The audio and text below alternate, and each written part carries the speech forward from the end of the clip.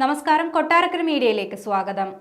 കൊട്ടാരക്കരയിലെ പൊതുചടങ്ങിൽ പങ്കെടുക്കാനെത്തിയ ധനമന്ത്രി KN ബാലഗോപാലിനെതിരെ കോൺഗ്രസ് പ്രവർത്തകർ നടത്തിയ പ്രതിഷേധം രാഷ്ട്രീയ നാടകം. മുൻ ബ്ലോക്ക് പഞ്ചായത്ത് അംഗം ഗിരിജാകുമാരിയാണ് സ്വാർത്ഥലാഭത്തിനായി ഓൺലൈൻ മാധ്യമത്തെ കൂട്ടുപിടിച്ച് അനാവശ്യ പ്രതിഷേധം നടത്തിയത്. കൊട്ടാരക്കര ശാസ്താംകോട്ട റോഡിലെ മുസ്ലിം സ്ട്രീറ്റിൽ രൂപപ്പെട്ട കുഴി നികത്തണമെന്നാവശ്യപ്പെട്ടായിരുന്നു ഗിരിജാകുമാരിയുടെ പ്രതിഷേധം. നവീകരണ പ്രവർത്തികൾ ആരംഭിക്കാനിരിക്കെയാണ് സംഭവം.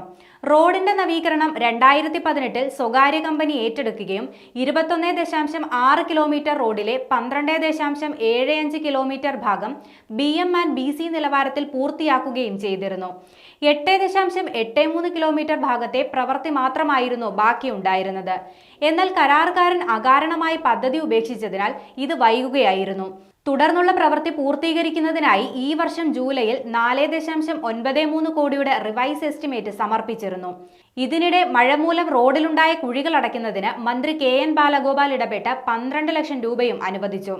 അവണൂർ മുതൽ മുസ്ലിം സ്ട്രീറ്റ് റെയിൽവേ ഓവർബ്രിഡ്ജ് വരെയുള്ള വലിയ കുഴികൾ 70 mm നീളത്തിൽ ഇന്റർലോക്ക് ടൈൽ പാകിയും കുഴികൾ പോട്ട് ഹോൾ ഫില്ലിങ്ങും പാച്ച് ചിപ്പിംഗ് കാർപ്പറ്റും നടത്തി ഗതാഗതയോഗ്യമാക്കുന്നതിനായിരുന്നു എസ്റ്റിമേറ്റ്.